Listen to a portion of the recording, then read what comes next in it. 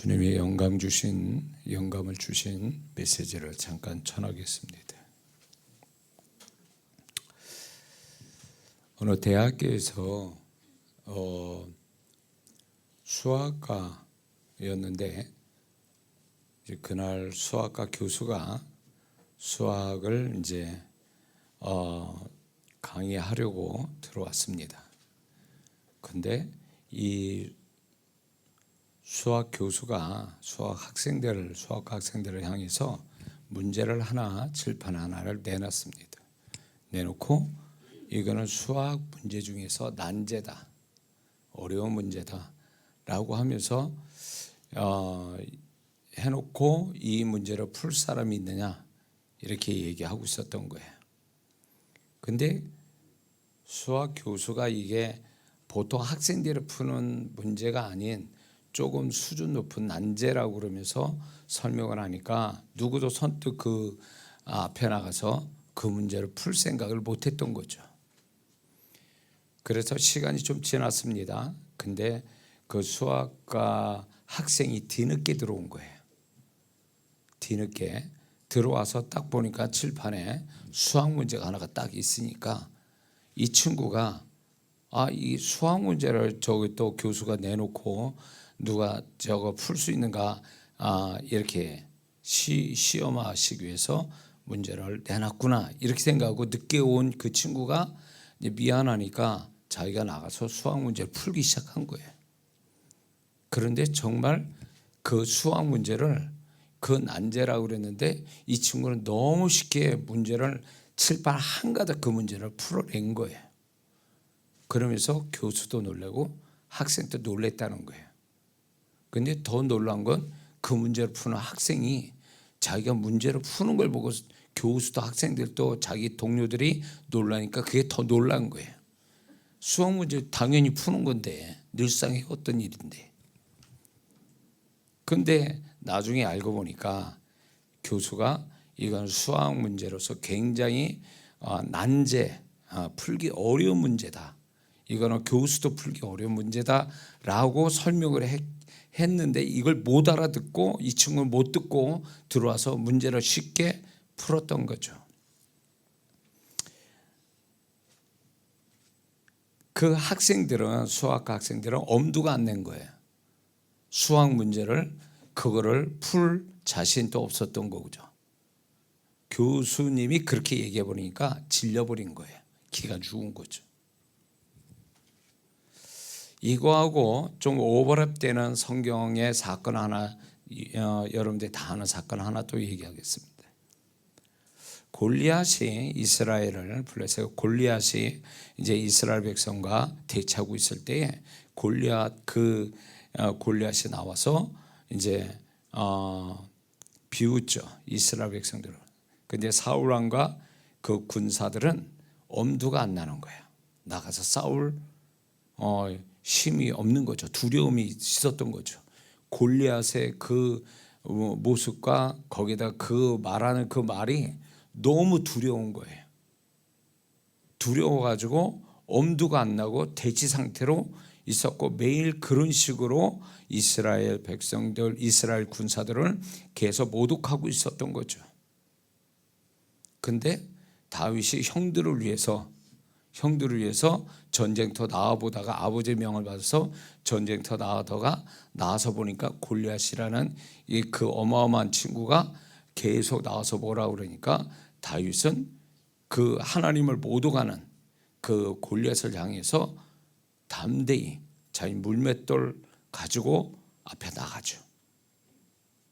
그래서 싸워서 이기죠. 겁 없이.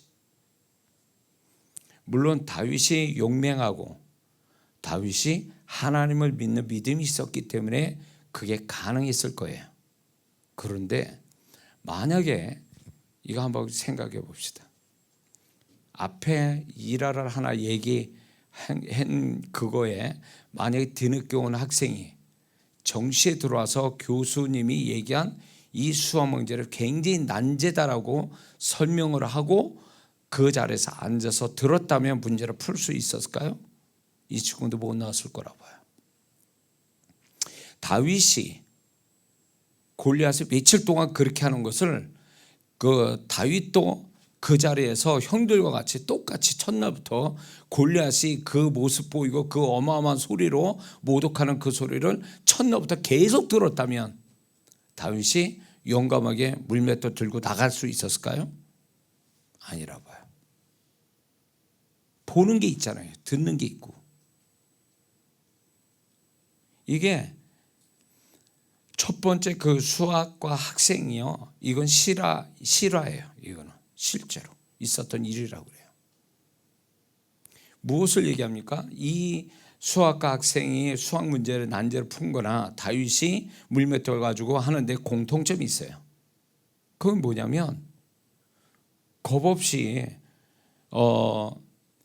그 전에 있었던 기죽은 사람들이 보고 들은 거를 안 들었다는 얘기예요. 안 듣고 안 봤다는 얘기예요. 다윗도 골리앗을 계속 본 게 아니라 그날만 가서 본 거죠. 골리앗이 계속 말했던 그 어마어마한 무시무시한 말, 하나님을 모독하는 그런 말을 계속 들은 게 아니라 그날 가서 들은 거예요. 그러니까 보고 들은 것이 그렇게 많지 않으니까, 주눅 들지 않으니까 평상시에 자기가 가지고 있는 용맹과 또 담대함과 믿음 가지고 다윗은 싸워 이긴 거죠. 이 수학 학생은 별거 아니다, 이 문제 늘상 그렇게 풀었던 문제니까 이것도 푸는 문제인가, 시험을 이렇게 교수가 시험 문제 하나 내줬구나 하고 그냥 쉽게 푸는 거예요. 쉽게 생각하니까 쉽게 풀린 거죠. 왜 이 얘기하냐면 예수 믿는 사람이 이제 우리가 또 2025년을 살아갑니다. 먹고 살기 위해서 직장생활하고 세상 조직 속에 세상 사람과 함께 살면서 그 사람들의 말도 듣고 세상이 어떻게 돌아가는지 그 속에서 정말 세상 살아가는 데 있어서 자기 자신이 어떤 세상 속에서 하나의 다른 사람보다 오히려 모자라고 부족한 상태에서 세상에 살아가는 나의 모습을 보게 될 겁니다. 그럴 때 위축이 되죠. 위축이 돼서 그걸 현실을 보고 상식과 계산으로 돌아가는 세상 속에 내가 파묻혀 살아갈 때 상식과 계산으로 나를 압박하는 것들에 대해서 그게 준육이 들어가지고 어떻게 더 뭔가 용감하게 담대하게 예수 믿는 사람답게 뭔가 하기에는 주저주저하는 두려운 마음도 있을 거고 주저주저하는 마음이 있을 수도 있다라는 거죠. 그럴 수 있다고 봐요. 근데 우리가 여기서 잊지 말아야 될 게 그런 마음이 딱 들 때 우리가 떠올려야 될 확신을 가질 게 뭐냐면 이 세상은 어쩌다 만들어진 세상이 아니고 하나님이 믿음으로 창조한 세상이라는 거죠.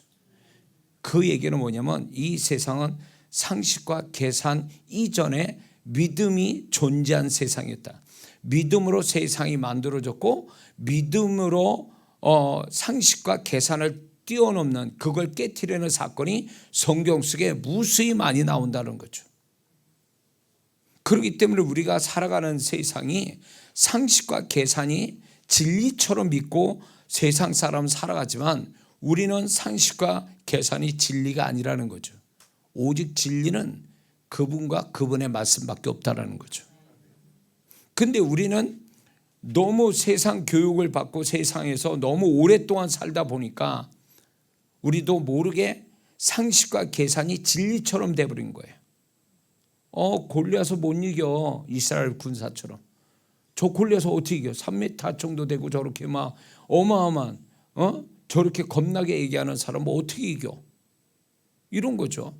계속 보고 있으니까 계속 듣고 있고. 수학과 학생이 맨날 그 수학과 교수가 어려운 문제만 내놓으니 그리고 또 그날 또 주눅 들게 말을 했으니 그걸 어떻게 나가서 문제 풀어요? 개망신 나가는 거지. 못 풀면. 그러니까 그런 것처럼 우리가 세상을 살면서 상식과 계산이 진리처럼 믿는 이 세상에 살아갈 때 나도 모르게 거기에 주눅이 들어온 거예요. 상식과 계산이 하나님과 그분의 말씀을 믿는 것보다 더 앞에 있고 그게 더 커 보이니까 우리는 그거에 오히려 하나님과 그분의 말씀을 진리로 믿고 이건 변함없이 이 진리가 역사한다는 걸 아예 어쩌면 우리는 이거를 준익이 들어가지고 그거를 앞세우지 못한 채 세상의 상식과 계산에 우리가 준익들어 살아가는 우리의 모습이 있을 수 있다는 거예요. 그러나 분명히 알아야 될 것은 단언적으로 제가 여러분에게 말씀드리는데, 믿는 자가 세상 살아갈 때 믿음을 안 쓰면 세상에서 실패한 자요, 세상의 진자라는 걸 잊지 말아야 됩니다. 우리가 하나님이 우리가 교회를 우리가 구원받고 신앙생활하는데 착한 사람 되자고 교회 생활하는 겁니까? 그건 아니에요. 우리 신앙의 핵심은 뭐예요? 그분의 존재를 경험하고 그분의 말씀이 이 세상 상식과 계산을 뛰어넘어 말씀을 이길 권세가 없고 그 말씀을 따른 자에게는 그 말씀대로 되는 세상이라는 것을 우리는 증명해야 될 사람들이거든요. 아멘 하세요. 근데 우리는 그분의 존재와 그분의 말씀이 그 세상의 상식과 계산보다 못한 것처럼 여겨진다는 거죠. 그래서 우리는 그분과 그분의 말씀을 믿는 믿음으로 상식과 계산을 뛰어넘는 삶을 살아야 될 사람들인데도 불구하고 상식과 계산을 뛰어넘지 못하고 그 안에 갇혀 사는 거죠. 상식과 계산 밑에 믿음이 있는 거예요. 그러니까 상식과 계산을 뛰어넘는 믿음이 아니라 상식과 계산 안에 있는 힘쓰지 못한 믿음을 그냥 액세서리처럼 가지고 교회 다니는 걸로 만족하고 살아가는 거죠. 그러니까 기적은 어디 있어요? 기적은 없어요. 상식과 계산을 믿고 살아가는데 그 진리처럼 믿고 있는데 무슨 거기에 기적이 나와요? 상식과 계산이 뛰어넘는 건 믿음에서만 역사가 있는 건데 우리가 믿음을 안 쓰는데 무슨 기적이 나오냐고. 상식과 계산을 믿는 데서 무슨 기적이 나오냐고. 1 더하기 1은 2밖에 안 나오는 이게 진리처럼 믿는데 무슨 거기 1 더하기 1은 100이 나오고 1000이 나올 수 있냐는 거예요. 이걸 기대하면 안 된다는 거예요. 예수 믿는 사람들은. 그러니까 예수 믿는 사람이 믿음으로 살아서 상식과 계산을 뛰어넘는 역사로 보는 사람이 아니라 뭘로 대체를 하냐면 내가 착하게 산다. 교회 다니는 영적 행위를 가지고 살고 나는 세상 사람같이 노골적으로 살지 않고 착하게 산다. 이 행위 가지고 하나님 앞에 축복해달라고 그러는 거예요. 그러면 그 행위가 잘못된 건 아니더라도 이거는 부족하다라는 거죠. 행위, 착한 행위, 영적 행위로 세상을 이기기에는 역부족이라는 거예요. 우리는 이걸 가지고 사는 사람이야. 물론 이게 있어야 되죠. 그러나 이게 전부는 아니란 말이에요. 이 행위가 착한 행실, 영적 행위 있기 이전에 우리가 믿음을 가지고 세상을 변화시키고 믿음으로 하나님의 존재를 나타내고 믿음을 통해서 기적을 경험하는 사람인데 이거를 안 나타낸다는 거죠.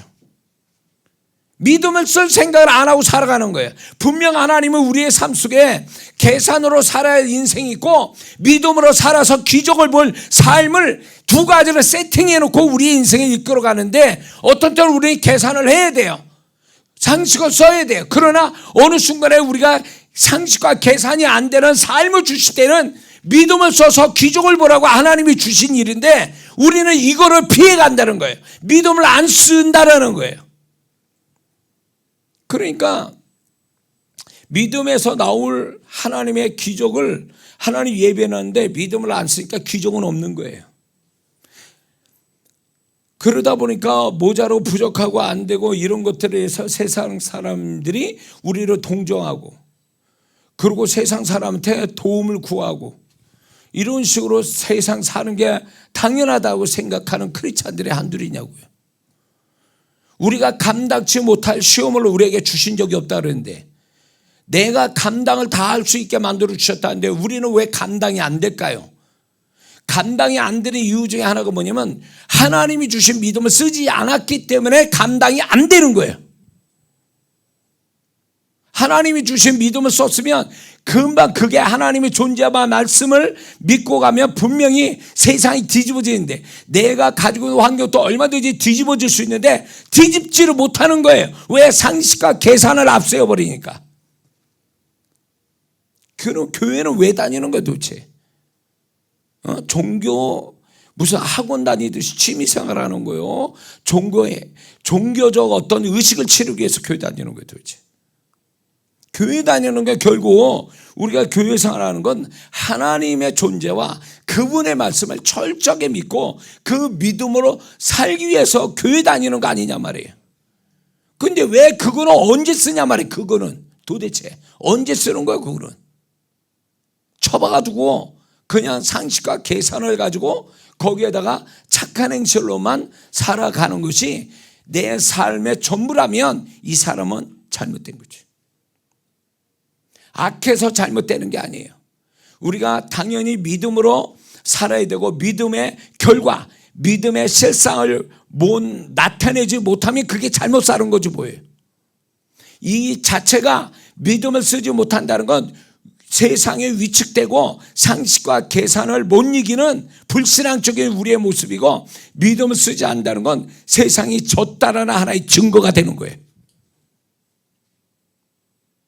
하나님이 우리한테 불가능이 없게 하셨다고 그랬는데, 그리고 내 삶은 다 그분이 감당할 만큼 주셨다는데 왜 우리는 안 풀릴 문제들이 그렇게 많냐 그거예요. 하나님이 그렇게 그것 때문에 우리는 골병 들어가고 그것 때문에 긴 시간 괴로움 당하고 고통받는 게 하나님 뜻이냐 말이에요. 아니거든요. 성경을 보세요. 38년 된 병자도 그분의 한 말씀으로 38년의 고생이 끝났는데, 그분 만나서 그분의 한 말씀에 인생이 다시 바뀌었고 38년의 고통이 다 끝나버렸는데, 왜 우리는 그 사람은 38년 된 환자는 38년째 가서 예수님 만나니까 해결받은 거예요. 그 이전에 만났으면 그 이전에 끝났겠지. 근데 우리는 그분이 살아계시고 우리와 함께 계시고 우리는 그분의 말씀을 상속으로 유산을 받은 사람인데, 그 말씀대로 살면 말씀대로 이루어지는 사람인데 왜 우리는 그게 경험이 안 되냐는 거지. 그래서 많은 그리스도인들이 믿음을 쓰면 될 일을 믿음을 안 쓰고 빙빙 돌아, 믿음을 쓰는 게 아니라 상식을 동원하고 계산으로 움직이고 사람 찾고 이렇게 하다가 안 되니까 빙빙 돌다가 긴 시간 돌다가 다시 믿음 쓰는 대로 다시 돌아오더라는 거지. 하나님으로 끝장 보는, 그분의 말씀으로 끝장 보는, 이게 믿음을 써서 내 하나님이 주신 나의 믿음을 이 세상, 적어도 내가 접한 세상에서는 못 이길 게 없다라는 걸 증명해야 될 사람들이에요. 우리는 믿습니까? 증명을 해야 되는 거예요. 증명하라고 계산과 상식으로 안 된 일을 우리한테 주신 거잖아요. 징글맞게 속썩이는 그 사람, 그 일, 그 사건, 이런 것들이 아무리 내가 이렇게 저렇게 해도 안 되는 그거, 뭘로 하라는 거야 그거를. 언제까지 가야 되는 거? 그런 식으로. 믿음을 쓰지 않고 믿음으로 하나님께 단판을 줘서 해결보는 신앙이 아니다 보니까 질질 끌고 가는 거예요. 그게 하나님이 그렇게 하라고 주신 일이냐고. 불가항력적인 내가 상대하기에는 불가항력적인 문제들이 하나님이 그거 가지고 우리가 고통받고 오랜 시간 동안 괴로움 당하라고 주신 일이냐 그 얘기예요. 그건 아니지. 잘못 생각하고 있는 거예요.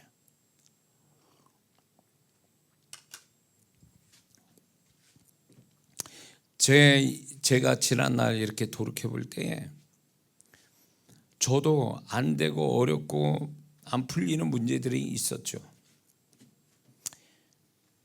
우리 막내 남동생을 구원시키는 데 있어서 8년의 세월을 8년을 기도했거든요. 그 남동생을 위해서. 그 남동생을 구원받기까지 8년을 기다렸는데 8년 동안 매일 기도했어요. 이 친구를 기도만 한 게 아니라 내가 이 친구가 구원받기 위해서 별별 것을 다 했어요. 얘한테 형으로서. 안 돼요. 구원은 하나님께 속한 일이고 영적인 일이다 보니까 안 되는 거예요. 얘는 그런 애가 아닌데 아무리 형이 잘해줘도 안 되는 거예요. 그리고 이제 나하고 같이 부딪히면 이놈도 부담되니까 집을 나가버렸어. 직장을 딴 데 구해가지고 자취를 이렇게 했는데 그 친구가 2번 죽을 고비를 2번 넘겼어요. 집 밖에 나가면서 사단이 걔 생명을 빼앗아 가려고. 저는 어느 순간부터인가 얘는 인간적으로 해서 구원받을 아이가 아니구나. 아무리 해도 안 되는구나. 제가 그 친구가 이렇게 어느 중소기업에 다니다가 사무직인데 공장 일을 도와준다다가 이 팔이 절단될 정도로 엄청난 사고를 당했거든요. 그 집안 몰래 걔가 병원에 입원할 때 제가 걔 태어날 때까지 걔가 병간호를 제가 했어요. 그래도 예수 안 믿어요. 그런데도 저는 끝까지 구원은 하나님께 속한 거고 내 믿음으로 얘는 내 앞에서 무릎 꿇고 울면서 구원받을 거다. 저는 그 확신을 가지고 8년을 기다렸는데 결론부터 얘기하면 걔는 내 방에서 내 서재에서 무릎 꿇고 울면서 예수 영접을 그대로 했어요. 제가 하나님께 구한 대로. 이 친구가 기어서 온 거죠. 자기가 어려운 상황이 생겨가지고 나한테 찾아와서 우리 집에 살게 됐어요. 그러면서 얘가 제가 꿈꿔왔던 기도한 대로 그 아이는 예수를 영접했죠. 근데 그 아이가 2번씩 사단이 걔의 생명을 빼앗아 가려고 너무 정말 죽을 고비를 넘긴 아이거든요. 그런 걸 보면서 이거는 어떤 인간적인 방법 가지고 안 된다. 이건 하나님만이 하신다. 그래서 하나님 앞에 그 영혼을 놓고 단판 짓듯이 8년을 기도를 했어요. 말이 8년이지 그것도 매일 그 8년을 새벽마다 기도한다는 게 쉬운 일이 아니에요. 그 믿음이 결국 그 친구를 사단의 손아귀에서 빼서 정말 제 믿음대로 구원시켰죠.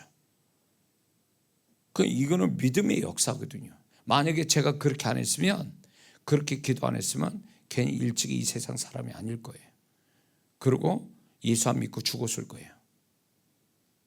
그러니까 저는 이건 믿음의 한판 싸움이라고 생각했던 거예요.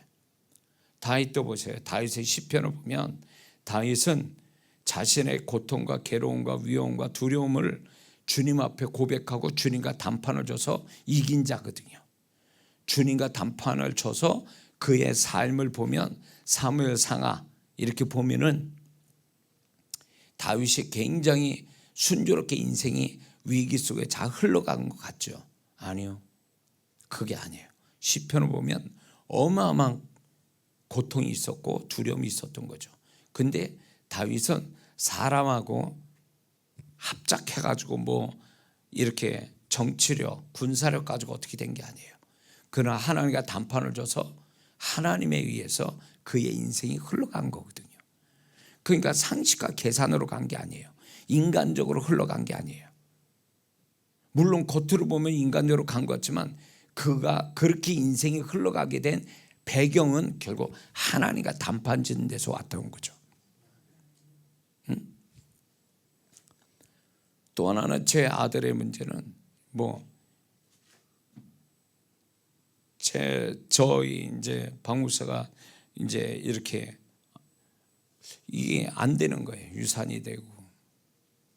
그런데 그런 부분에 대해서 병원 가도 답이 안 나오고 한약방 가서도 안 되고 제일 좋은 산부인과 병원 가도 속 시원하게 대답도 없고 그래가지고 참 실망을 했거든요. 그게 7년의 세월이 간 거예요. 그런데 하나님께서 어느 순간인가 이거는 인간적인 방법, 의학적인 방법으로 해결될 문제가 아니다. 믿음으로 네가 이걸 해결해야 된다. 그래가지고 제가 그러면 믿음으로 해결한다면 심은 대로 거둔다 그러니까 생명을 심으면 생명을 주실 거다. 그래서 그때 전도를 미친 듯이 한 거죠. 저 박 목사가. 그 믿음, 그 전도를 해가지고 2년쯤 전도를 해가지고 길바닥에서 500명 예수님 영접시키고 아들 하나를 얻은 거예요. 제 삶이 그랬단 말이에요. 제 삶이 또 목회 정말로 이렇게 뭔가 확장이 되고 하나님이 저를 통해서 역사할 때 제가 처음부터 그렇게 된 사람이 아니에요. 그런데 하나님이 제 삶을 코너로 이렇게 몰아가시면서 도저히 내 머릿속에 나올 게 아무것도 없고 내 의지도 더 이상 발동이 안 되고 이런 처절한 그 끝에까지 왔을 때 하나님께서 이제는 네 힘으로 네 의지로 할 게 아니라 나를 믿고 내 약속을 믿고 네가 다시 시작하라고 하는 게 2002년이었어요. 2001년, 2002년. 그때 제 인생이, 제 신앙이 뒤집어진 해였거든요. 그래서 사는 방법을 다시 바꿨어요. 저는 목사로서 열심만 내고 기도 좀 하고 그 다음에 착한 행실, 영적인 행위만 가지면 되는 줄 알았어요. 그게 아니더라 그거예요. 아무리 제 열심이 특심인데도 안 되는 거예요. 그럴 때 주님께서 가르쳐 주신 방법이 믿음으로서 이루라는 거예요. 믿음은 바라는 것도 실상이요. 근데 나는 바라는 게 없었어요. 행위만 있을 뿐이지. 소망만, 희망사항만 있었지 내가 뭘 정말로 믿음을 가져서 간절하게 바라는 것이 없이 살았거든요. 근데 하나님이 이 믿음의 본질을 가르쳐 주신 거예요. 믿음이 너의 재산이고 믿음이 기적을 본다. 근데 믿음의 본질은 뭐냐? 바라는 거다. 간절하게 바라는 것이 실상이 되게 하는 게 믿음이다. 그러면서 내 안에 지금 현실하고 또 다른 믿음으로서 만들어진 현실을 간절하게 바라보는 이거부터 가르쳐 주신 거예요. 내 안에서.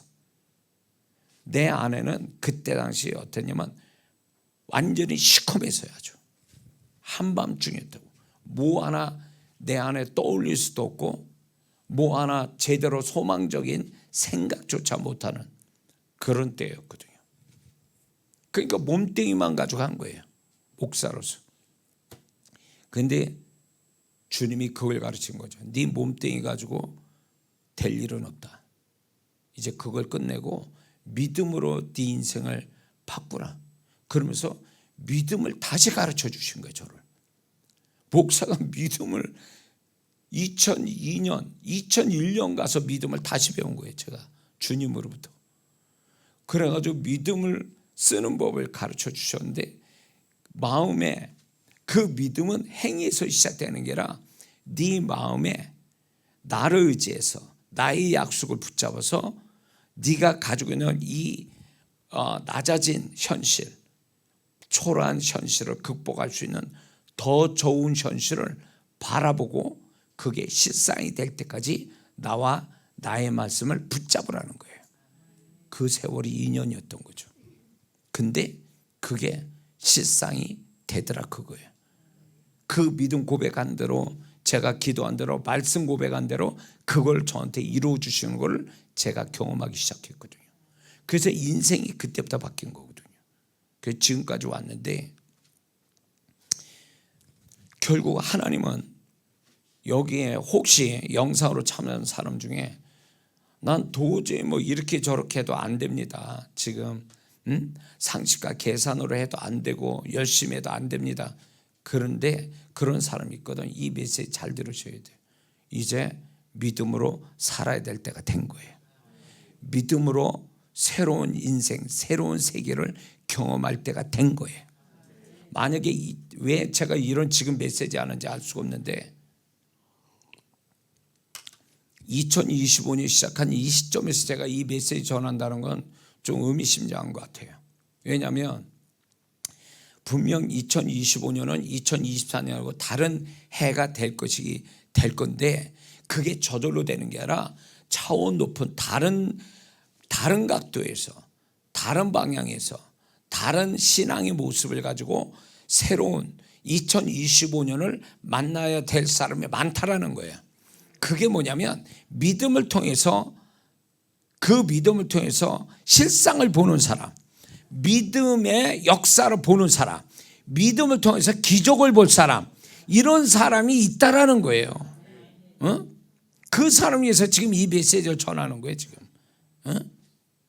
그러니까 믿음을 안 쓰면 세상에 진 사람이에요.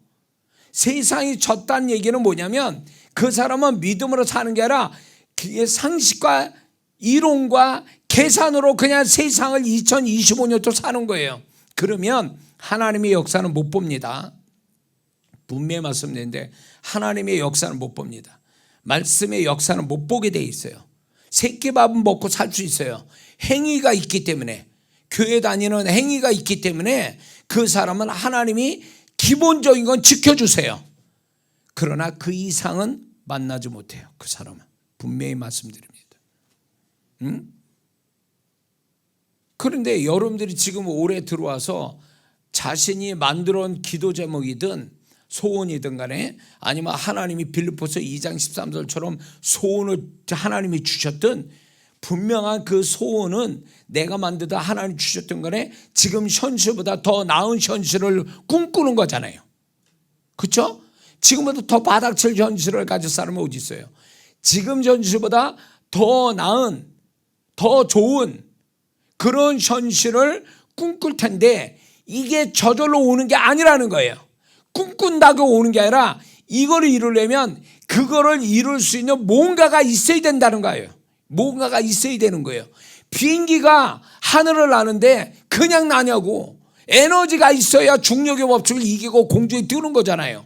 그것처럼 비행기도 그냥 뜨는 게 아니라 에너지를 발산해서 공중에 뜨듯이 우리가 지금의 현실보다 더 나은 현실을 꿈꾼다면 반드시 이거를 이루는 뭔가 에너지가 있어야 되는데 그게 상식과 계산으로 되는 게 아니라는 거예요. 그렇게 해서는 그 현실 안 옵니다. 안 오는 거예요. 만약에 하나님이 주시는 소원이라면 그 소원은 귀한데 그 소원을 이루는 건 전제가 뭐냐? 믿음으로서 이루어지는 거예요. 상식과 계산으로 이루어지는 게 아니라 믿음으로 이루라고 하나님이 그 소원을 주신 거지, 네 착한 행실로 이루라 그 말씀이 아니라는 얘기예요. 그렇다면 지금 그 믿음을 정말 지금 2025년 출발 시점에 있는 이 시점에서 여러분들의 그 믿음을 상식과 계산을 뛰어넘어서 이거는 하나님과 약속을 붙으면 되는 거야. 이런 게 정말 내 안에서 1%도 의심 없이 그게 충만하냐 그 얘기예요. 그 충만한 마음속에 그 현실을, 지금보다 나은 현실을 내가 소원으로 만들어 오는 그 현실이 막 하나님과 그분의 말씀을 위해서 바라볼 때 막 설레는 거야. 현실감이 막 느껴지고 막 현실이 될 것 같아가지고, 그러면 그 사람 그 믿음으로 이루어지는 겁니다.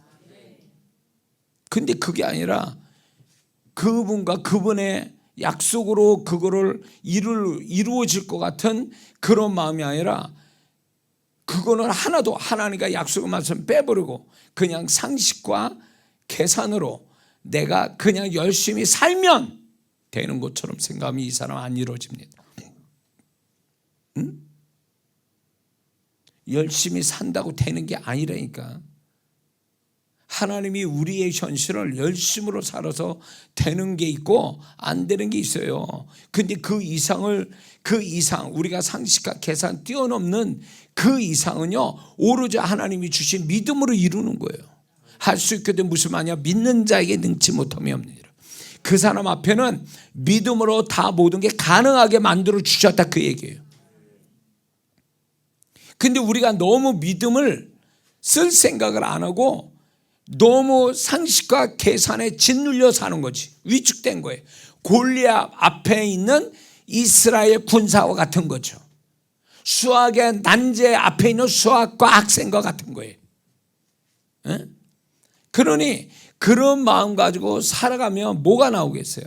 안 풀려요. 수학과 학생은 죽었다 깨어나도 그 문제 못 풉니다. 이스라엘 군사는 절대로 골리앗을 못 이겨요. 왜? 이미 주눅 들었거든. 보고 듣는 걸로, 상식과 계산으로 주눅 들어버린 자에게는 그 사람한테는 아무것도 없어요. 아무것도 안 일어나. 아무것도. 그러나 다윗같이 정말로 지금 본 것처럼, 지금 들은 것처럼 거기에 젖어들지 않는 상태에서 하나님과 그분의 말씀으로 충만한 다윗 같은 심령이면 그게 가능하다는 거죠. 그렇기 때문에 이런 게 있어요. 예수 믿는 사람이 너무 현실을 너무 잘 아는 거, 불 가까이 대듯이 너무 현실을 너무 똑똑해서 현실을 자세히 아는 사람은, 이 사람은 100% 믿음 없어요. 정말 믿음 있는 사람, 그리스도 안에서 믿음 있는 사람은요, 현실을 그렇게 자세히 디테일하게 보질 않아요. 그럴 것 같으면 상식과 계산이 앞서버리니까 믿음을 쓸 수가 없어요. 믿음이 소멸되고 믿음이 하찮은 것 같고, 그게 별거 아닌 것처럼 생각해요.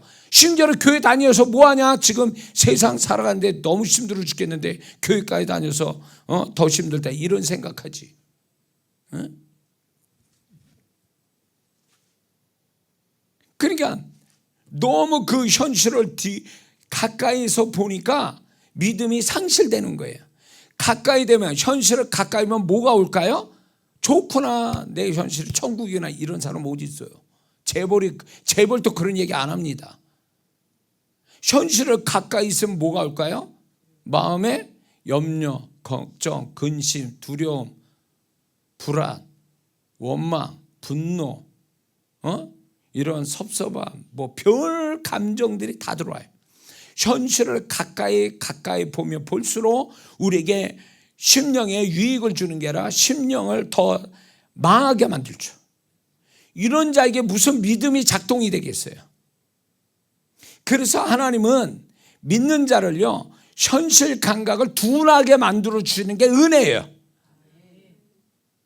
현실 감각이 너무 예민한 사람은 절대로 신앙생활 못합니다. 아까워서 그 시간을 어떻게 하나님께 쓰며, 헌금은 왜 어떻게 드려, 그거 아까워가지고 내가 쓸 돈도 지금 모자란 판인데, 그게 왜 그럴까요? 왜 교회 다니는 게 인색하게 다니는 줄 아세요? 현실 감각이 너무 뛰어나서 그런 거예요. 내 쓰는 것도 아까운데 무슨 지금 쓰는 것도 모자라 죽었는데 교회에다 그거 하냐고. 그게 불신앙적인 마음인데, 왜 불신앙에 들었을까요? 현실을 너무 가까이 봐서 그래요. 그리고요, 뭐가 있냐면 계산을 너무 잘해서 탈이요. 계산을 너무 10원짜리까지 다 계산하니까 없는 가운데 10원짜리까지 계산하면 이 사람이 똑똑하고 지혜롭고 정확한 것 같지만, 그거로 인해서 이 사람은 뭘 얻는 줄 아세요? 불신앙을 얻는 거예요. 응? 지금 모자라고 부족함이 많은데 거기다 계산까지 정확하게 하면 좋구나, 이렇게 모자르나, 그렇게 생각한 사람은 어디 있어요? 그것 때문에 죽을 맛인 거지. 그것 때문에 우울하고, 그것 때문에 정말로 두렵고 막 이런 마음이 드는 거 아니에요. 그러니까 어렵고 모자라고 부족할 때는요, 너무 가까이 들여다보면 내 믿음 다 깨져요. 그래서 하나님이 믿음 있는 사람, 이 사람을 정말로 축복할 사람이다면 하나님이 어떻게 하냐면 현실 감각을 조금 둔하게 만드세요. 그러니까 다른 사람 볼 때 저 사람 뭐 하는 거야, 지금 먹고 사는 것도 힘들 텐데 어떻게 저렇게 하나님께 헌신하고 뭘 열심히 하고 뭐 저렇게 하는 거야, 뭐 또 남 주고 막. 세상 사람 볼 때는 미친 짓 하는 것 같이 보여요. 근데 그 사람이 바보라 그렇게 하는 게 아니라, 그게 또 하나의 그 사람이 은혜인데, 하나님의 은혜가 온 게 뭐냐면 현실 감각을 둔하니까 그렇게 할 수 있는 거예요. 예민하고 정확하면 그렇게 안 하거든요. 더 뜯어, 다른 사람한테 더 뜯어 이렇게 뭔가 달라고 막 그래가지고 어떻게든 뜯어내려고 그러지, 주기는 뭘 줘? 못 줘요. 그래서 이 사람이 정말 하나님의 은혜가 있는 사람이 없는 사람이 어려울 때 보면 알아요. 어려울 때 이 사람이 그래도 하나님께 여전히 성실하고 하나님께 행할 거를 행하고 이렇게 마음이 부여의식이 있고, 이 사람은 하나님이 현실 감각을 둔하게 했기 때문에 그런 마음이 들고, 이 사람은 결국은 믿음으로 살 수 있는 기본 마인드가 돼 있는 사람이에요. 기본 마인드. 제가 살아가는 방식이 과거에 그랬어요. 어려울 때 제 아내하고, 제 아내도 어려울 때 가계부를 적어요. 어려울 때 가계부를 늘 적었어요. 그게 잘 사는 길이다, 지혜롭게 사는 길이다, 손해보지 않고 사는 길이다. 어른들이 그래 왔으니까. 근데 제 아내가 그걸 가계부로 쓰고 같이 이렇게 보는 순간에 한숨이 나오는 거예요. 가계부 쓰면 뭐해? 결과는 뻔한데. 그건 상심이 되는 거예요. 제 박 목사는 그 묻어난 성격이니까 잘 표현 안 하니까 그런 거 표현 안 하는데, 나는 미치겠는 거야. 이게 한 가장이고 또 뭐 난 또 그 성격이 다르니까 나는 그냥 금방 표가 나니까 막 미치겠는 거야. 이렇게 아주 이렇게 어떻게 살아 이거? 새끼만 먹고 살기도 힘든 판에 계산까지 나와 보니까 암담한 거예요. 내일이 안 보여. 그러니까 사람이 불안한 거예요. 그렇게 되니까 뭐가 되는 줄 아세요? 돈 생각만 하고 있어. 머릿속에 말씀과 주님의 말씀과 주님을 의식하고 사는 게 아니라 돈 생각만 하고 있는 거야. 이게 목사, 이게 사명 가지고 내가 정말 진짜 없는 가운데 사명 가지고 개척한 사람인데, 아니 어느 순간 생활인이 돼가지고 돈 생각하고 있어. 지금 미치겠는 거예요. 완전히 나 이제 끝장났다. 그래서 제 박 목사한테 그랬어요. 가계부 쓰지 말라고. 쓰지 말고 계산하지 말자고. 교회 재정 또 어떻게 했냐면 계산하지 말자. 그리고 이렇게 하자. 수입이 얼마나 들어올지는 생각하지 말고 우리가 쓸 것만 계산하자. 이 논리가 여러분들은 지금이야 웃지, 그때 당시 제 믿음이었어요. 믿음의 한 표현이었어요. 얼마 들어온지도 모르면서 쓸 것만 계산하고 있는 거야. 교회적인 거, 사택에 쓸 것만 잔뜩 적어놓은 거예요. 남들이 보면 어마어마하게 많이 들어오는가 보다 이랬을 거 아니에요. 지출을 보면. 근데 지출은 비워놓은 거예요. 교회든 사택이든 비워놓은 거예요. 왜? 하나님이 우리가 계산해봐야 안 나온다는 거예요. 그러면 실망되고 이거 살 맛도 안 나고 목회에 사명도 없고 막 이러니까 관두자는 거예요. 그리고 하나님이 우리를 여기까지 오게 하셨다면 나를 책임지시고 교회와 우리 가정을 책임져 주실 거다. 그래서 우리가 필요한 거는 다 하나님이 책임져 주신다. 그래서 그걸 가지고 하나님께 기도했어요. 근데 놀라지 마세요. 어떻게 된 줄 아세요? 쓸 거 다 썼어요. 근데 수입이 어떻게든지 들어오기 시작하는 거예요. 그 쓸 것에 맞춰서 들어와. 그래서 참 신기하더라고. 이게 생활에 필요한 거, 또 교회에 필요한 거, 수입이 어떻게 되는 상관없이 그냥 그 쓸 것만 하나님께 구했더니 정말로 생각지 않은 그 쓸 것에 넘치는 수입이 들어오기 시작하니까 이게 하나님의 방법이구나. 하나님의 방법. 지금 또 우리가 건축하는 데 있어서 지금 보세요. 우리 교회는 얼마나 됩니까? 건축원금 한 사람 얼마나 될 것 같아요? 유튜브 성도분들이, 난 유튜브 성도들 그렇게 헌신할 거라 생각도 못했어요. 근데 하나님이 하라고 그러니까 나는 계산 없이 시작했거든요. 시작했는데 1년하고도 2년 이 시점에 와서 놀랍게 하나님이 부어주셨거든요. 목표가 50억이에요. 50억? 야, 이거 다른 큰 교회 뭐 몇천억 하는 교회는 이게 우스운 거지만 우리한테는 어마어마한 돈이에요. 어마어마한 헌금이라고. 근데 그게 하나님이 하나씩 되어가기 시작하는 거예요. 그러니까 나는 수입이 들어올 거 생각 안 해. 저게 이루어질 거라고 믿고 그냥 계속 우리 성도들하고 기도하고 있는 거예요. 그럼 어딘가에 하나님이 이렇게 그거를 감동 주셔서 이렇게 하게 하시겠지. 그 성도들이 유튜브 성도들이에요. 지금 우리 교회 등록된 성도들도 생각지 않은 성도들이 하나님께 헌신하고, 저는 놀라운 게 뭐냐면 예측을 못했다고. 저는 오로지 그냥 하나님이 그렇게 하라니까 하나님이 주실 걸 믿고 그냥 계속 그분과 그분의 약속 붙들고 기도했더니 하나님이 지금 채워 가시더라, 그거예요. 그래서 이제 보세요. 우리 교회가 나중에 다 이제 상세히 우리 교회가 건축하고 뭐 이렇게 되면 자세히 기록을 다 남길 거예요. 계산을 해가지고 우리 교회가 하나님이 어떻게 역사했는지.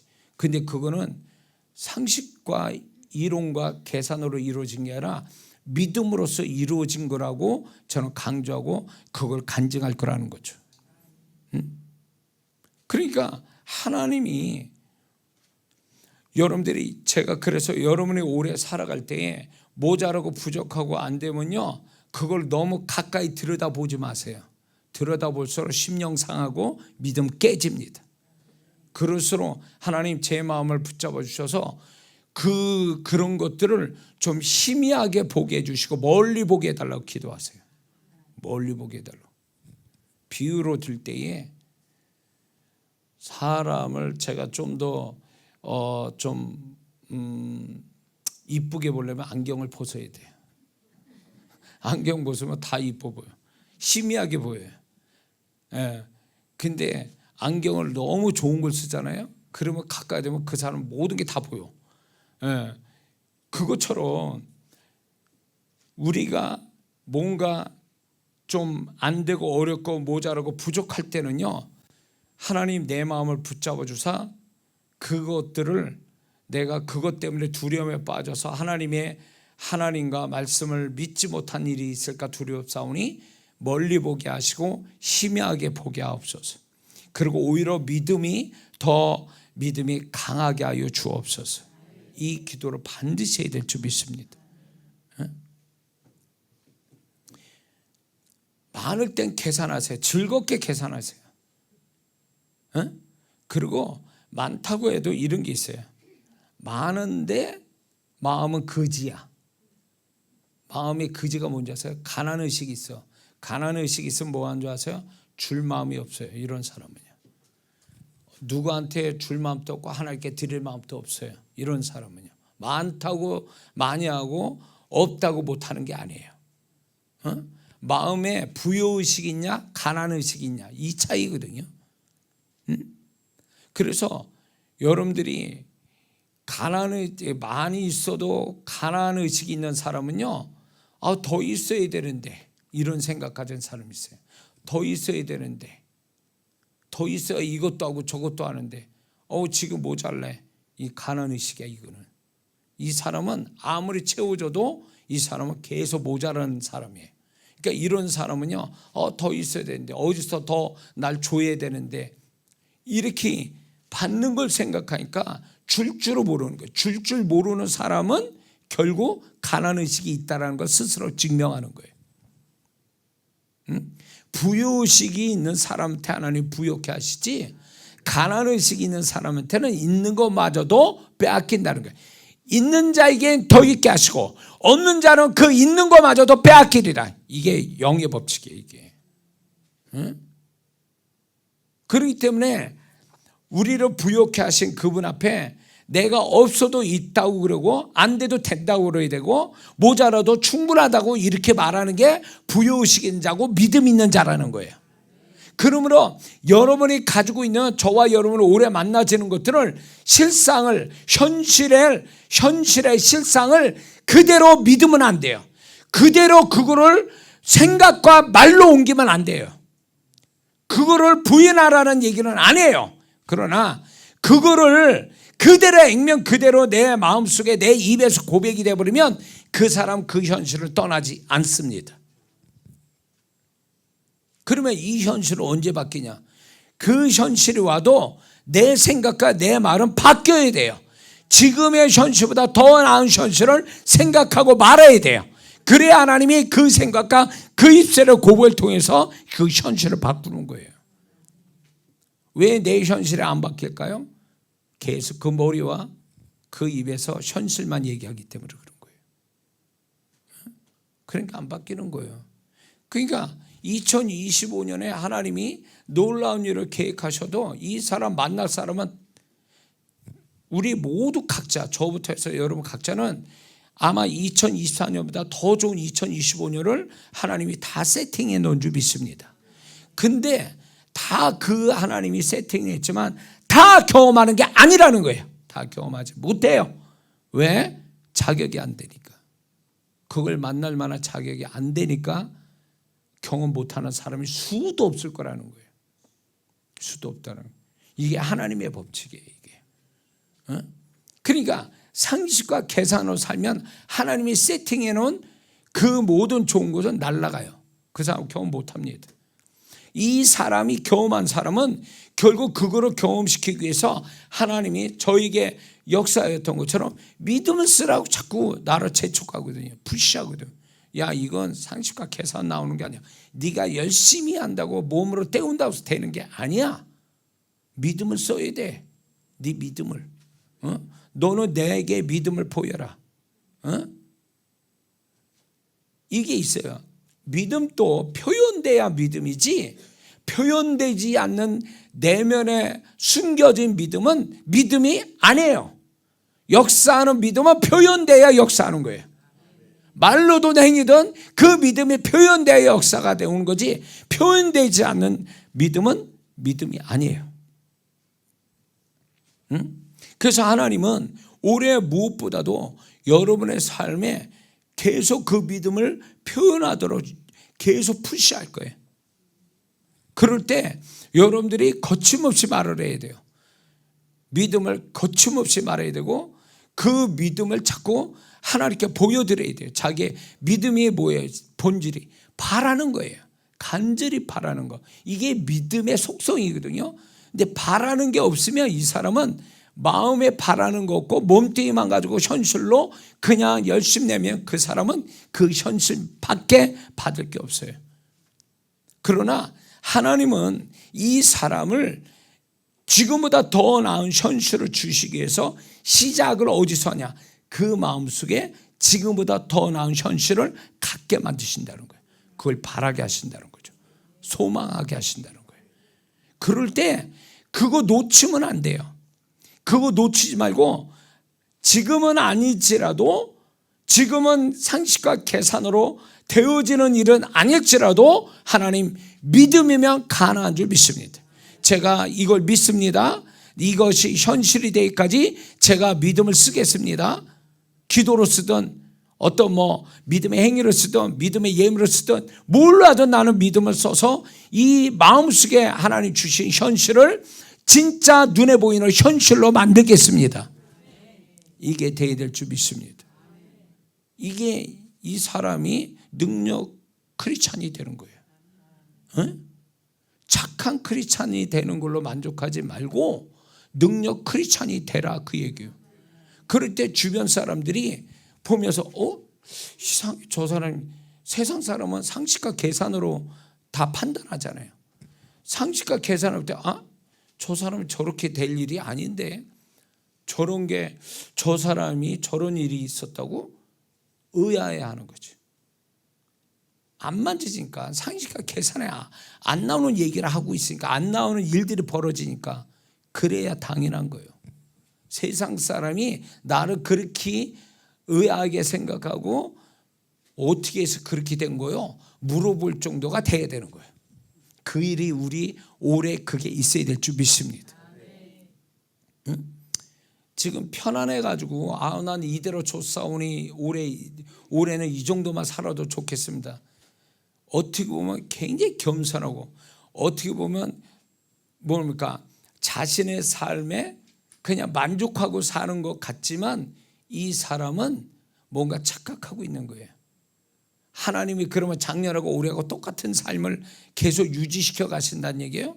아니요. 그건 하나님 모르는 소리예요. 하나님을 경험한 사람이면 그렇게 얘기 못합니다. 그분은 나날이 갈수록 우리에게 더 좋은 걸 주시는 그분이지, 우리를 똑같은 수준으로 10년 똑같은 삶을 주시는 하나님은 아니란 말이에요. 더 나아져 가는 게 우리의 바람인 듯이, 그분 또 우리가 생각하는 이상으로 더 좋은, 시간이 갈수록 더 좋은 우리의 삶을 주시기를 원한다, 그 얘기요. 근데 뭐 이대로 조싸움이 하고 가냐, 그 얘기요. 그러니까 마음속에 바라는 게 없고, 그러니까 그분이 믿음 쓰라고 그런 것 때도 믿음 못 쓰고, 그런 사람은 결국 작년하고 올해하고 똑같은 삶을 사는 거죠. 이게 정상은 아니에요. 정상이 아니라고. 진짜 정상적인 삶이 뭐냐면 작년하고 다른 더 나은 삶, 더 나은 존재, 더 나은 신앙을 가져야 이게 정상인 거예요. 믿습니까? 그대로면 이건 퇴보된 거지 전진된 사람은 아니라는 거죠. 이해가 되십니까? 그래서 우리가 올해 한 해 이렇게 살아가는 데 있어서 절대로 세상에 주눅 들지 말자는 거예요. 세상 살아가는데 우리가 어떤 일을 만나도 그 일 때문에 내가 상식과 계산으로 해보니까 안 되는 일이고 어려운 일이고 힘든 일이고 이런 것 때문에 주눅 들어서 슬퍼하고 낙심하고 좌절하지 말라는 거죠. 우리가 그렇게 살고 싶지 않다라고 지금부터 결단해야 돼요. 왜 그래야 됩니까? 하나님이 우리의 삶을요, 상식과 계산으로 살게 이렇게 한 해를 100% 그렇게 살도록 이끄시지 않고, 우리가 어떤 삶을 살았든 좋든 안 좋든 그 삶을 살아도 우리는 분명히 믿음으로 더 나은 하나님의 기적을 보게 하시려고 이끌어가는 삶이라는 걸 잊지 말아야 됩니다. 좋은 거는 더 좋게, 안 좋은 건 더 좋게, 안 좋은 것도 좋게, 좋은 거는 더 좋게, 이렇게 하나님이 우리의 삶을 이끌어간다는 것을 확신하고 살아가야 될 줄 믿습니다. 그래서 살아봐서 아는 인생이 아니라 지금부터 나는 살아보나 나는 잘될 인생이야. 잘된 인생 한 해를 살 거야. 그래서 더 하나님의 기적을 보게 될 거야. 더 풍성함을 경험하게 될 거야.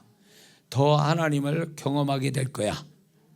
이 믿음 사는 것이 절대 헛되지 않다는 거 믿으셔야 될 줄 믿습니다. 제가 작년 마지막 목요일 날 메시지 전한 거 여러분 좀 들으셨으면 좋겠는데, 그건 예언적인 말씀으로 제가 전한 거예요. 올해는 굉장히 치열한 영적인 영적인 세계에서도 치열할 거고, 그 치열함이 어떻게 나타나냐면 좋은 것도 확실하게 나타나고 안 좋은 것도 확실하게 나타난다는 게 뭐냐, 바로바로 즉각 나타난다는 거예요.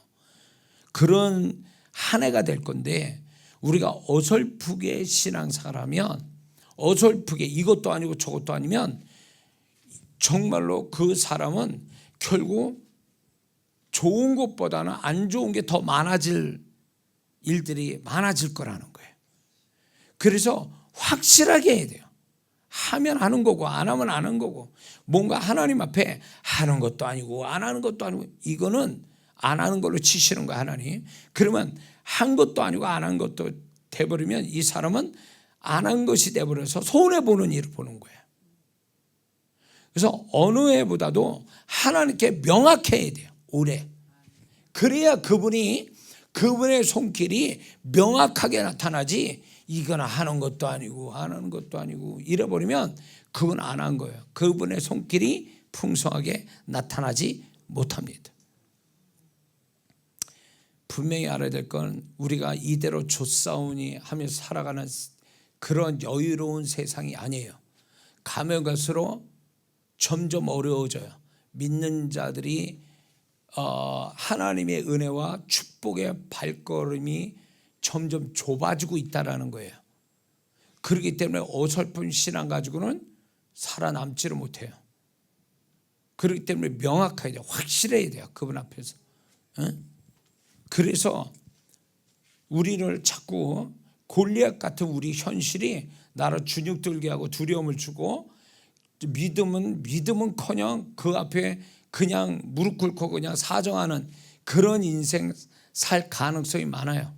오래 우리를 겁주는 것들이 너무 많아가지고.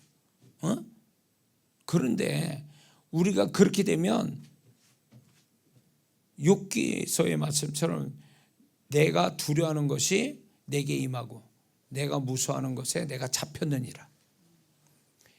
무서워하고 두려워하게 되면 그게 나를 사로잡는 거예요.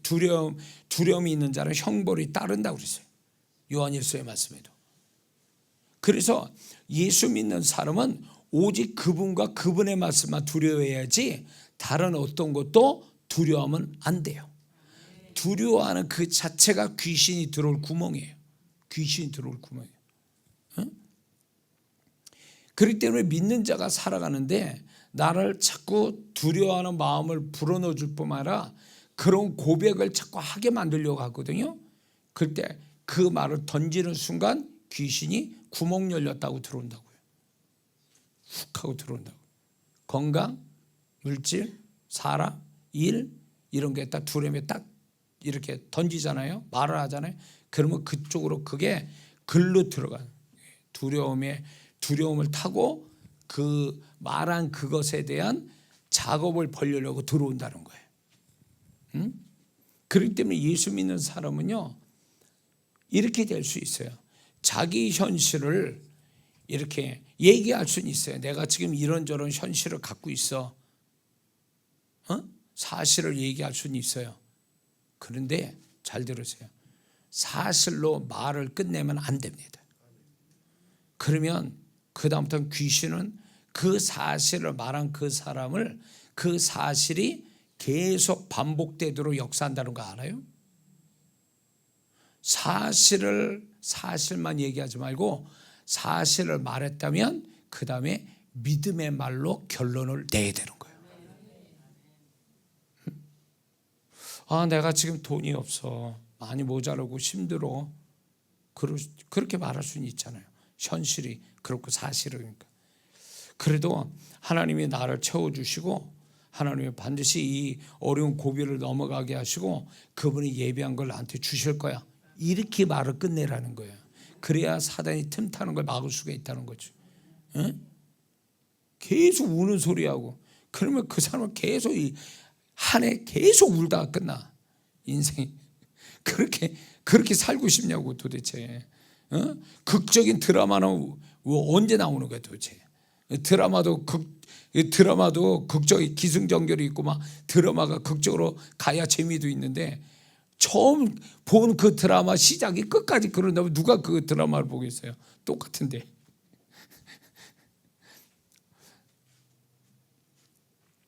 자, 우리가 지금 한 해 무슨 일을 만날지 아무도 몰라요. 저도 모르고 아무도 모르죠. 그러나 무슨 일을 만날런지는 저와 여러분은 아무것도 모르지만 확신을 갖고 분명한 사실은 내가 이 한 해는 하나님과 더불어 살아서 작년보다 더 축복되고 축복된 존재와 신앙과 삶을 반드시 가질 것이다. 그 믿음이면 다 끝나는 거예요. 그것 때문에 내가 좋은 일이든 나쁜 일이든 그게 다 와도 결국은 나를 돕는 게 되지 나를 망하게 하는 게 될 수는 없어요. 내가 이미 선포해 놓은 게 있기 때문에. 믿습니까? 그래서 예수 믿는 사람이 너무 세상 사람 같이 상식과 계산을 앞세워서 사는 건 진짜 불쌍하고 초라한 삶을 사는 거예요.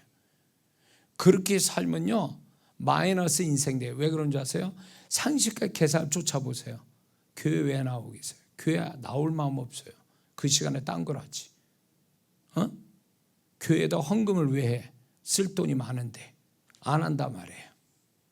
상식과 계산이 있는 사람이면. 그러면 어떻게 되겠어요? 그게 플러스 되는 인생 될 것 같습니까? 궁극적으로 마이너스 인생 되는 거예요. 우리는 상식과 계산으로 살아서 인생 잘 되는 인생이 아니고 믿음으로 살아서 세상이 놀랄, 세상이 이해 못할 삶을 갖는 게 예수 믿는 사람의 삶이라는 걸 잊지 말아야 됩니다.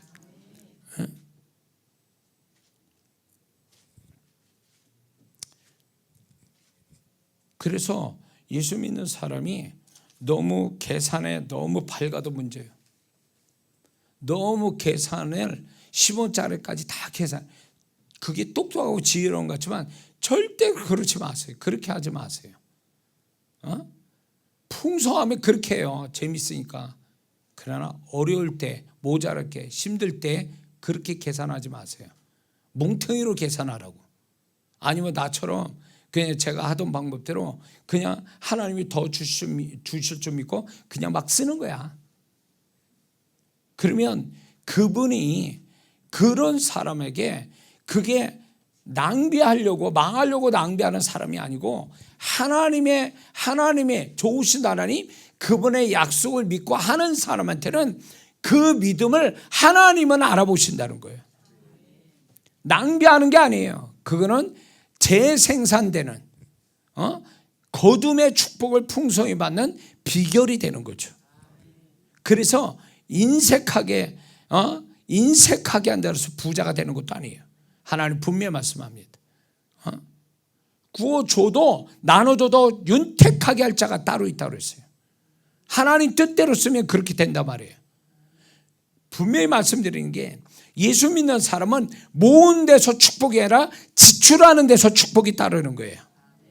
그런데 자꾸 세상 사람처럼 모으는 데다가 의미를 두고 모으는 데다가 이게 자기의 부요함을 증명하는 것처럼 통장의 숫자, 현찰 이런 거 모으는 그 자체가 가지고 있는 거 가지고 자기는 굉장히 부자고 잘 사는 것처럼 알지만 하나님 그거 가지고 축복 안 하는 거예요. 수입의 문제가 아니라 지출을 어떻게 하느냐는 거예요. 지출을 어떻게 해야 따라 그 사람이 풍성하게도 되고 거지가 될 수도 있어요. 근데 하나님은 이 믿는 자를 지출을 잘해서 더 풍성한 삶을 살도록 하나님이 우리를 조정해 놓으셨다는 거예요. 그래서 지출하는데 인색하지 마세요. 계산하지 말고. 하나님이 쓰라고 그럴 때는 써야 되는 거예요. 그럴 때는 계산을 하면 안 돼요. 주님이 저에게 주신 방법이에요. 제가 주님 앞에 아니면 누군가에게 하나님의 마음 주셔서 쓰게 하잖아요. 저도 어떻게 보면 주유소 10원이라도 덜 이렇게 싸게 주는 데 있으면 거기에 가서 주유를 하거든요. 제가 이제 저기 평택이잖아요. 평택에 내려가는 안성 휴게소가 질싸요. 기름이 간당간당해. 중간에 놓여야 되거든. 그래도 끝까지 거기까지 가요. 거기가 싸니까 10원이고 20원이고 싸니까 거기서 놓여요. 그러면 굉장히 뿌듯해요. 그거 해봐야 뭐 이빨이 다 넣어도 2-3천 원밖에 그거밖에 안 돼요. 사실은 다른 주유소 넣는 거에 비해서 그건 그렇게 계산하거든요. 근데 주님이 뭘 쓰라고 너 이거 해야 돼. 너 나한테 해야 돼. 너 누구를 어떻게 해야 돼. 어떤 교회 어떻게 해야 돼. 그러면 그 계산을 굉장히 제가 계산을 안 해요. 그러니까 이게 얼마 나가는지 감각이 없어요. 그럴 때는 또 그러니까 하는 거예요. 도대체 그렇게 하니까 하나님이 그렇게 하니까 또 그렇게 하는 데를 계산 없이 하는 내가 하니까 계산 없이 축복하신 그분을 또 만나죠. 그래서 저는 제가 목회 초반에 이런 일이 있었어요. 제가 사례비도 못 받고 어렵게 진짜 끼니로 걱정해야 되고 막 이런 상황이 됐을 때 그거는 견딜만 했어요. 근데 딱 목회를 하는데 무슨 생각 딱 드냐면 그때 성도들이 다 가난한 성도들 또 뭔가 이렇게 장애도 가지고 있는 성도들도 있고 이런데 다 어려워. 다 어려운 가운데 신앙생활해요. 근데 문득 그 성도들과 같이 신앙생활하는데 무슨 생각이 드냐면 목사가 축복의 통로자가 못 되고 있다. 내가 하나님께 마땅히 해야 될 거 못하고 이러다 보니까 그때 11조도 못하고 헌금도 제대로 못하고 뭐 교인들한테 사정 얘기할 수도 없고 그렇게 하다 보니까 우리 교회에서 내가 제일 가난하고 거지 같은 거예요.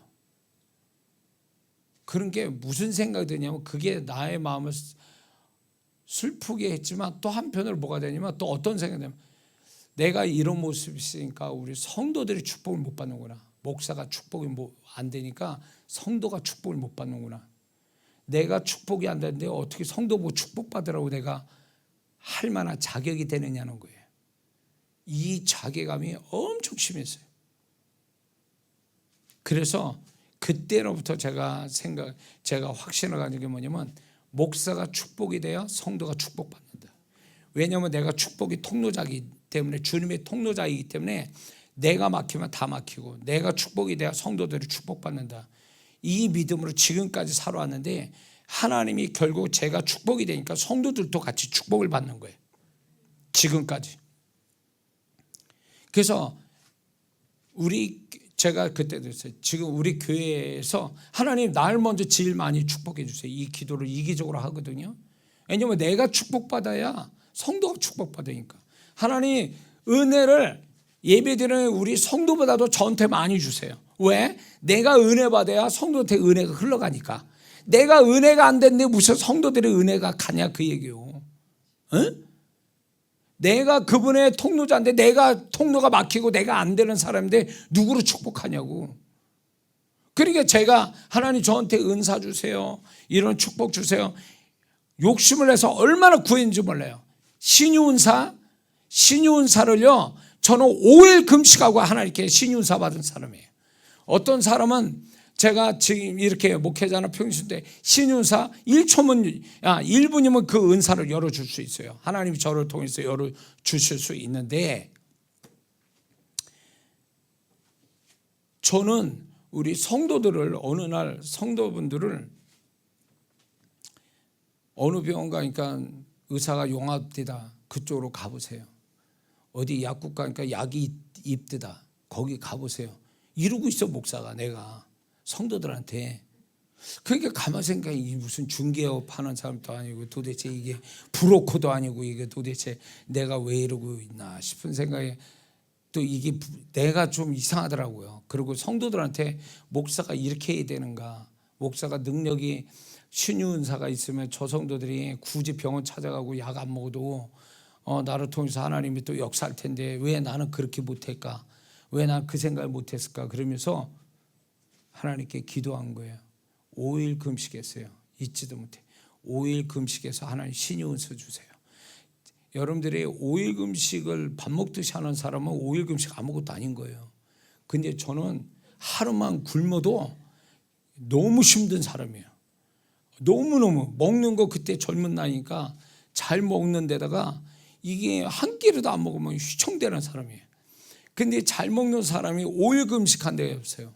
그것도 그냥 금식하는 게 아니라 몇 시간씩 하루에 5, 6, 7시간씩 막 기도할 때니까 그렇게 기도해봐. 하루에 1kg, 2kg씩 빠지거든요.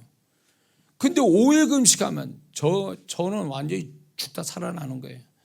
5일 금식을 딱 하고 그분한테 신유은사 달라고 그랬어요. 그러고 나서 신유은사를 받고 나서 성도들을 축복 기도하는데 제가 그랬어요. 내가 하나님 5일 금식해서 신유은사 받아서 여러분들이 이제 축복 이제 하나님이 나타날 것입니다. 이럴 때 그게 33년 전 얘기예요. 제가 목회 35년이니까 32년 전 얘기다. 이제 나오세요, 아픈 사람. 그런데 그때 당시 임재고 뭐고 뭐 그런 게 어디 있어. 근데 나오세요, 기도받을 사람 나오세요. 그런데 이렇게 나오는데 제가 이제 이렇게 서 있죠. 요 가까이 오잖아. 안수도 하기 전에 쓰러져 버려. 이게 뭐야 이거 도대체. 기도를 해야 되는데 왜 쓰러지는 거야 또. 왜 이 사람들이 왜 그런 거 아침을 안 먹은 거예요. 뭐요 이게 도대체 왜 그런 거예요. 근데 또 이분이 일어났더니 병이 낫대네 또. 이게 뭐야 하는 거예요. 이게 도대체. 그때부터 저도 신기한 방법이 나타난 거죠. 그래가지고 안수를 어떻게 하면 휘청대더니 쓰러져. 그리고 일어나면 고침받고. 이런 일들이 막 역사 일어나는데 그때 기록이 아직도 있어요. 제 수첩에. 그게 남아있는데 하나님이 영혼을 사랑하는 마음으로 제게 금식 5일에서 신의 은사 주신 걸 그렇게 나타나기 시작한 거예요. 그래서 성도들이 그때로부터 병원 가지 않고 저를 통해서 치유받기 시작한 거죠. 하나님이 그렇게 하게 하시더라고요. 저를 축복의 통로로 삼기 위해서. 그러니까 제가 이 목회를 하는 데 있어서 뒤로 물러가지 않고 문제 있으면 앞으로 뚫고 나가는 이런 성격 때문에 하나님이 그걸 쓰시는 것 같아요. 그래서 저를 통해서 주님이 많은 영혼들을 축복의 통로로 저를 지금까지 쓰고 계시는데, 그래서 안 되는 영혼이 있으면 연구를 해요. 왜 안 될까? 그렇게 연구를 해가지고 어떻게든지 되게 하게끔 이렇게 되고 저렇게 되고. 왜냐하면 내 앞에 온 영혼들은 하나님이 저를 통해서 축복하신다라는 확신 가지고 하기 때문에 그렇거든요. 한 번에 안 되잖아요. 그냥 10번이고 20번이고 안수를 해요. 될 때까지. 제가 그 믿음인지 몰라도 하나님이 지금까지도 많은 영혼들을 축복하셨는데, 이거는 결국 뭐냐면, 왜 이 얘기하냐면, 하나님은 내 앞에 있는 문제는 내가 다 감당할 수 있기 때문에, 어떻게든지 내 손에서 다 끝낼 수 있기 때문에 하나님이 허락하신 일이다. 그래서 이거는 피해가서 될 일이 아니고 반드시 뚫고 해결 봐야 될 문제다. 그래서 하나님 영광을 받으시게 해야 된다. 이런 게 제 믿음이에요. 여러분들도 이 안에 살아가면서 여러분 앞에 있는 문제들이 얼마든지 있을 수 있어요. 근데 뒤로 가면 답 안 나옵니다. 뒤로 간다는 게 뭐예요? 생각이 두려움과 염려와 근심을 갖는 거, 말을 자꾸 부정적인 말을 하는 거, 이렇게 하면 그게 뒤로 가는 거예요. 이건 문제를 해결해 가고 앞으로 뚫고 나가는 게 아니라 뒤로 자빠지는 거예요. 이 사람한테 역사가 안 옵니다. 문제가 오거나 어려움이 오면 하나님이 이거는 나의 먹잇감이 되게 하시려고, 이걸 통해서 하나님이 나를 축복하시려고, 전화위복해 하시려고 나한테 주신 문제다.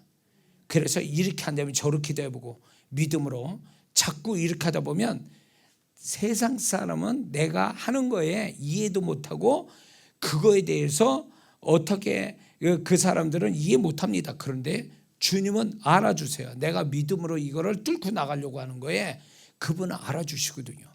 그러면 그 믿음의 애씀에 그분이 어느 순간인가 나는 애썼을 뿐인데 역사는 그분이 하고 계셔요. 어느 순간부터. 이해가 되십니까? 그걸 경험하는 거예요. 그게 하나님이 나와 함께 하시고 하나님이 나를 축복한다. 그리고 좋은 일만 가지고 축복하는 게 아니라 안 되는 일도 되게 하셔서 나를 축복되게 만드시는 하나님. 이렇게도 축복, 저렇게도 축복.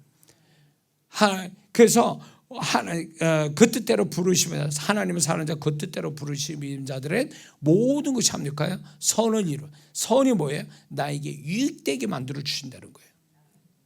뒤로만 가지 않는다면. 믿습니까? 그러니까 자꾸 우리 눈앞에 보여지는 거, 숫자, 상식, 사람들, 믿지 않는 사람들, 상황들, 여기에 준육 들어가지고 거기에 맞춰진 사람이 되지 말라는 거예요. 거기에 맞춰진 사람 되지 말고 튀어나와서 다윗과 같이 그거 아무것도 아니야. 너 그거 아무것도, 골리앗 너 아무것도 아니야. 내가 만군의 여호와의 이름으로 너를 쳐 죽인단 말이지. 너는 내 앞에 쓰러져서 내가 네 목을 벨 거다. 이런 어떤 그런 어떻게 보면 허무맹랑하잖아요. 그러나 골리앗도 웃었어요. 사울과 이스라엘 군사들은 다 웃었을 거예요. 비웃었을 거예요. 그러나 하나님만큼은 그렇게 안 했다는 거죠. 하나님 한 분이면 되는 거예요. 우리는 그분이 나를 인정하시면 다 끝나는 거예요. 그 찬양 또 우리 김중희 집사님이 찬양 은혜스럽게 하나님을 만나면 끝나는 것이다. 이거 누가 가사 줬는지 아주 잘 줬어요. 하나님이 역사하면 끝나는 거예요. 그거를 올해 우리가 그분을 더 많이 경험하는 한 해가 되어야 될 줄 믿습니다. 그렇게 되려면 상식과 계산으로만 살려고 애쓰지 말라는 거예요. 뭐든지 그분과 함께 상의하고 그분을 앞세우고 그분을 의지해서 해결해 가려고, 뒤로 빼지 않고 해결해 가려고 믿음으로 그분과 그분의 말씀으로 뚫고 나가려고 하는 사람한테는 결코 부끄러움 당하지 않게 하신다는 거죠. 그래서 올 한 해는 더 한편으로 말하자면 드라마틱한 일들이 올해 이 메시지 듣는 여러분에게 있을 겁니다. 우리 교회에도 그게 있을 거예요. 저에게도 있을 거고. 그래서 이거를 잘 기억해 두셨다가 그때 목사님 얘기한 게 예언처럼 역사에서 내게 이런 일이 벌어졌습니다. 그리고 저도 여러분에게 이걸 간증을 제가 더 많이 할 겁니다. 그래서 올 한 해 정말 진짜 작년하고 다른 우리 하나님은 얼마나 우리를 위하신 하나님이지. 그 찬양, 그 영어 찬양인데 그게 참 너무 은혜스러운데 Our God is awesome God. 우리 하나님은 좋으신 하나님. 그 찬양이 너무 은혜스럽더라고요. 이게 한국 번역도 있을 텐데 현정아 네가 좀 나중에 불러줘 같이. Our God is awesome God. 우리 하나님이 좋으신 하나님. 이 찬양을 여러분들이 올해 우리 하나님이 너무 좋으신 분이야.